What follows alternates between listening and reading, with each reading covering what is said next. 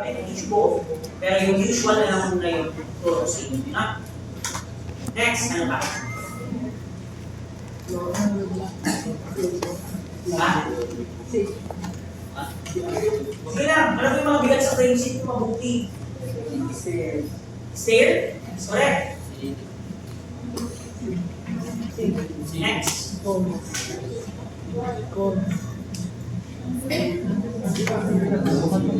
Ha?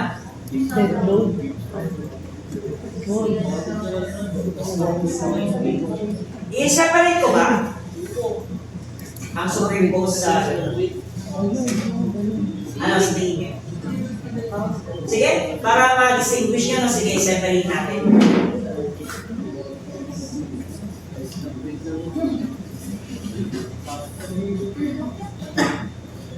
Superimpose load tsaka self no weight. So under self weight, yung slab weight natin at saka yung self weight natin mismo for each method. Tama? Then ang superimpose natin, sige, let's start with spheres. Ano pa? Wala na kayo self weight yan lang. Tama ba? Yung stairs natin nasa superimpose. Depends. Most of the time, your gears are also part of your self-weight. No? Pero, depende. Kaya nga sabi ko, you can separate, you can actually not separate. Kasi, di ba? Both of them can be added as one lang kasi. Ito lang kasi is para ma-iwalay mo lang sila, para maalala mo pa. Kahit saan mo ilagay ang stairs, post man yan or something. Next, sige. Kahit dyan na. Ano pa yung pwedeng self-weight natin? Floor finish is superimposed. That's correct. Floor. Good. What is floor finish? Tiles.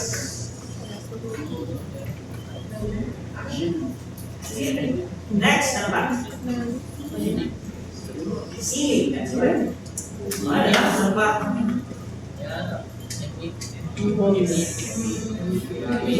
Correct, MVP, tama! Ano pa? Ha? That's correct, partition if meron. Meron. Ano pa? Ito, pwedeng nasa self-weight, pwedeng nasa superimpose. Depende. Pinakalimutan kayo. Kasi dapat any pwedeng self-weight, pwedeng superimpose. Kasi sabi ko nga, just for you to separate, no? There are two types of walls. May walls tayo na nasa beam, may walls tayo na nasa slab. Pagka-separate kayo ng analysis, pag-compute, yes. Kasi yung mga walls na nasa beam, kahit linear load na lang sila, okay lang. Pero yung mga walls na wala sa beam, convert them to pressure. Acting on the slab. Kailangan nyo ng perimeter of the ganito sa wall group. Depende pa kung paano yung sample. Yung yung sample. Ayan. Sample yan, let's say, ito yung span, no? Tapos ganyan yung mga beams natin. Sample lang, andyan yung framing plan natin. Framing plan to, so ito yung beams and your column placement. Sample. Then, let's say naka-walls tong mga to, walls yan, wall din to. Then meron tayo, no, alam niyo sa CR, lalagyan mo ng ganito, tama? Na wall, tama ba? O yan, ang tanong, ito ba nasa baba ng beam? Wala, di ba? So technically, po, convert mo yan to slab. Sorry, to with pressure weight acting on the slab. Ako ba? Okay yan, ganyan yung examples ng walls na wala sa baba ng beam. Pwede rin nasa baba ng beam sila, pero lagyan mo ng beam dito, pero paano yung beam na to? Wala, ako convert ko din pa rin to pressure yung side ng wall na to. Diba? Pero hindi na kailangan mo yun. Pero ako kino-convert ko na lang sa okay? Ano pa? Meron pa ba? Kasi yung partition doon, yun na nga yun, no? Pwedeng walls din siya. So parang ito, hindi na natin nilalagay ito. Pag office, yes, may partition. Load up. Yun yung mga gumagalaw na gano'n. Gumagalaw na walls para ma-partition talaga yung spaces sa offices. Kaya ka sa office, mayroong partition. Pero kung residential naman, hindi na-handle. So, hindi naman siya usual. Pero pag offices, meron yun. Yung mga walls na, di ba yung mga offices, pagka ganun kayo, and then may move nyo siya. Namumove kasi yun yung interior partition. Namumove. So, situational. Not always. Ano pa?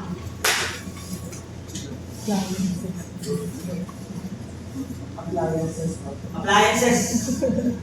Hindi na yung kailangan, di ba fixed location, no? Meron pa ba? TV, LED, pa ba? So yung paint daw. Bigat naman ang paint na yan. Ayos. Wala na yan na lang. Wala nang iba dyan, no?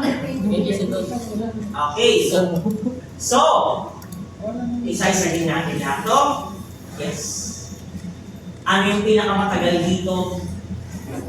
Walls na wala sa mismong and ang so, isi-simplify ko yung dead load ng stairs. Pero pwede ko siyang hindi simple. Meaning, manual computation ng buong pwede mangyari. Actually, ang stairs ganito kasi yan. It's a combination of triangles and a rectangle. Parang ganyan kasi ang stairs, no? Di ba ganyan ang stairs? Tapos let's say ganyan siya, kung alam ng isang span. Hindi yan ganyan, no? Kasi pag ganyan, hindi gawa mo Toblerone yung stairs natin. Hindi ganyan yung stairs, may kapal yan, ganito. Tama? Di ba ganyan siya? Pero kung tutusin, pwede mo yung i-cut into segments. Ano nangyayari? Or sections, pwede ganyan. So, triangles to mga to, and then, ito is, so it's a combination of triangle and a rectangle. Triangles and a rectangle for the volume, and then convert that to linear. Pero ako, sabi ko nga, short na ito na lang. Ano pa? Live load. May live load din ba ang stairs? Yes. May live load din ang use ng rules. Depende. Totally yes. So, ang matagal sa print design ay ito. Yung dead load. Okay, residential. Usual na residential. Let's try to solve. One sound, no? Unahin natin sa floor finish. Ang floor finish kasi madali lang. At yung mga madadali lang dito. Floor finish, ceiling, MEP. So pag floor finish, pupunta natin ang saan. Nandun lang yan sa page 69. Yan ba? What type of tile are we going to use? Kaso wala ditong granite. Yung magandang tile na para sa mga countertop. And yung ibang tiles na pang malalakihan na yung kahit maghulog ka ng cellphone na Nokia, yung cellphone na Nokia talaga kasi granite na yun, no? Yun na yung isa sa mga pinakamatibay na tiles sa pwede magamit. Okay? So, wala kasing granite dito. Pero mahal ang granite, ha? Malalaki siya ng mga 0.6 by 0.6 siya, malalaki na tiles. Tapos, yun yung ginagamit ng countertop sa mga ganun para kahit anong mahulog mo doon talaga ng hindi yan basta-basta masisip. Sobrang bigat din yun. Okay, so granite din wala dito. So, ikaw, kung ceramic or quality tile, ceramic na tiles, marble, solid na black tile, teraso, depende ko na material, wood.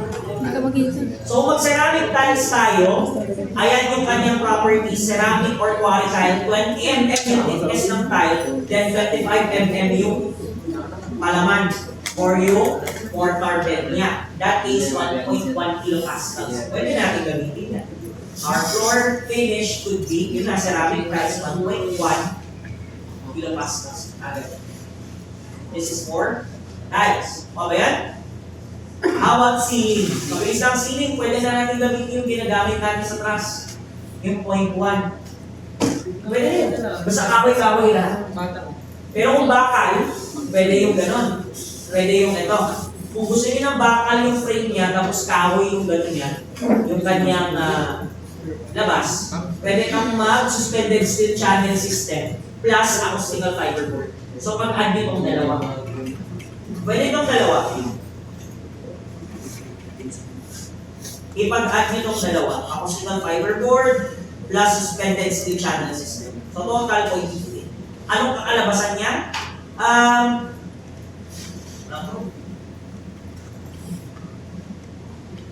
Never.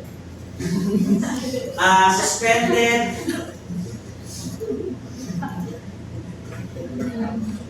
system C. Parang ganito ang kalabasan niya, no? Ayan. Ganyan. Ayan natin. Ay, wag. Yan. Ito ang suspended steel channel system. Ayan. Yan ang kanyang itsura. Plus, tatakpan mo pa ng acoustic fiberboard. Nakuha ba yun? Channel system kasi channel yan. Pang-itsura niya. Ganyan itsura niya, no? Cross-section niya. Nakuha ba? Ayan, nakahiga. Channel system. Kuha ba yan? Ganyan yung itsura niya dyan, no? Nakahiga. Okay! Ayan siya. Na? So, ayan. Then, lagyan mo pa ng kalangan. Ganyan lang. Kita-kita mo, no? Skeleton lang, no? So, tatakpan mo ng acoustic fiberboard. Pwede na yan. Pwede. Nagets ba yun? Yeah. Pero kung hindi steel channel, kahoy, yun yung times 2 ng acoustic fiberboard. So, yun yung ginamit natin sa exercise. Tama? 0.05 for the kahoy na yan, and then 0.05 for the wooden frame. So, total, 0.1. Mas magaan, of course. Mas mabigat ang bakal ng pusit. Compare mo sa wood, ang layo ng weight. Nakuha ba? So, depende na lang kung pure wood kayo or meron din bakal na system. Up to you. No? So, kung ito gagamitin ko, then ang aking ceiling ay total of 0.15 kilopascals. Nakuha ba? So, maiba ako ngayon. Instead of 0.1 na puro wood, yan, steel channel ako na frame. Nakuha ba yan? Para maiba. No? MEP, pwede may dadaan na tubig, may dadaan na linya ng kuryente, depende kung centralized aircon, ang mahal naman ng bibig mo. Mas malaki pa yung pang-aircon na gano'n, no? Pang-centralized. And wala naman akong vent na naiisip. So, sige, 0.1 lang. So, electrical and plumbing lang. Nakuha ba? Kaya 0.1. Kung gusto nyo maglagay ng mechanical, na bahala kung mechanical ships yan. Okay. Okay? Next, stairs. Ako kasi mag-deadload stairs. Meron kaming mga parang ginagamit na usuals. Pwede kayong gumamit ng 0.5 kilopascals dyan. Ngayon, hindi nga lang yan yung technical na ilalagay nyo. No? Ang ilalagay nyo dyan ay linear pa rin. Because stairs are linear indeed. Linear yan. Kung saan nakakapit yung gano'n. Kasi ganito yan, no? Parang ito yung slab.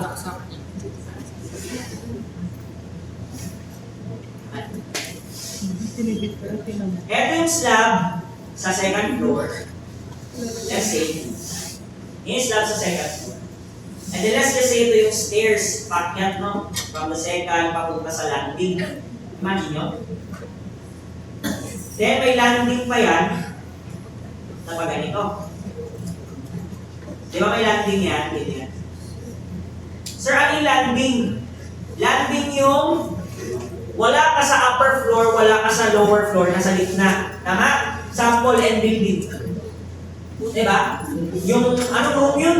Yung may room doon, hindi mabuksan. Yung L13, yung mga ganun, no? Ang tawag doon landing. Ganyan siya. So, yun yung landing, and then may pababa pa to, no? Na hindi nyo na makikita kasi syempre natakpan na. Nakuha ba? Natakpan na eh. May kita, natakpan niya. Nakuha ba may mababa pa to papunta sa lower floor? Okay. So technically, etong stairs na 0.5 kilopascals, i-apply nyo dito sa para siyang deconstructed na slab. That's a deconstructed slab. Bakit? Ganyan sana siya, pero dahil connects upper lower floor, hindi.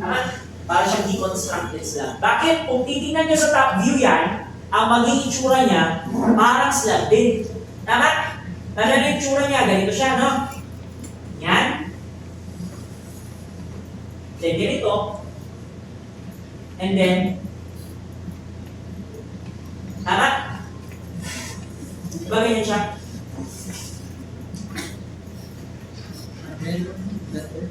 Diba ganyan siya sa top view? Tama ba? Yes? Ito yung landing. Then ito yung first step. Tama? Okay siya, para siyang deconstructed slab. Naging ganyan. So technically, gagawin natin dyan, we need one dimension. It has two dimensions sama. Una, yung shortitudinal, tapos yung longitudinal. Yung longitudinal yung mas mahaba. Gawa-gawa ko lang yung shortitudinal. Kasi mas ma-clear na. So, yung dimension niya dalawa. Anong ginagawa natin? Yung 0.5 kilopascals na to, i-multiply niya sa longitudinal. Then after nun, yung shortitudinal, doon yung ilalagay yung linear load niya, kilonewton per meter. Yun yung gano'n. Sample lang, eto si 3 meters na haba, sample lang. So 0.5 times 3 meters, that's 1.5. Yun yung 1.5 na ilalagay nyo dito at sa. So dito, technically, dito yun. Sa beam na nandiyan. Eh sir, bakit dyan lang? Magpapagalala. Ito kasi minsan, second floor pa lang yan, may third floor pa, may paakyat rin. Malamang sasama ka yan. Kuha ba? Kasi ang idea ng stairs, kung ano yung bigat ng stairs, total na bigat niya, hati yung taas at baba. Kung ano yung binubuhat ng nasa baba, yun din yung nasa taas kasi hati siya. Kasi nakaangkla siya sa taas, nakaangkla din siya sa baba. That's stereo. Nakuha ba? Pwede natin manually calculate yan, pwede shortcut ng 0.5 gamitin na natin. Pero, mabilis ang palagasin. Actually, 0.5 sa a value more than 2. Kasi pwede, may tiles din yung gano'n nyo. Diba? May tiles din yung stairs nyo. Pwede lagyan ng electrical yan. Mga naglalagay ng mga palilaw sa diba? Meron yun. Maganda kasi aesthetic yun pag maglalagay ka ng ilaw na pababa sa stairs. Para pupunin ang langit. Pero maganda yun. Ilalagay mo ng ilaw yung stairs kasi pag yung buong system ng ilaw niya sa loob ng bahay ay may beam lights. So pwedeng, diba, sobrang ina ng ilaw. Hindi makita yung linya ng stairs kaya nilalagyan nila na so, situational yun. So sir, dapat ba kami maglagay ng ilaw sa stairs? Not necessary. Sabi ko nga lang, if you have that kind of ambience inside your building na kaya yung i-dim light lahat, hindi mo makikita yung linya ng stairs pag mga kaya nilalagyan nila ng side. Pero kung may ilaw ka naman sa stairs, ang mas mo lang ikakita mo na yung pag-apakan sa stairs, ay wala na yun. Selective lang yan. Depende kasi sa mga, ano yung mga, kung may pera ka talaga, di ba? Kung papaganda mo yung interior, di ba? Nagawa nila yung okay, so technically, hindi lang dyan ha, binubuo yan. Kasi malamang meron din continuation pataas. Nako ba? Okay, so yun ha. Bigyan ko na kayo ng initial for the superimpose. How about to? Self-weight, ina-apply lang. Slab weight, ito yung matututunan nyo sa RC. Didepende kayo sa thickness. Thickness base yan. Kunwari, 110. So, 25 ang ating slab.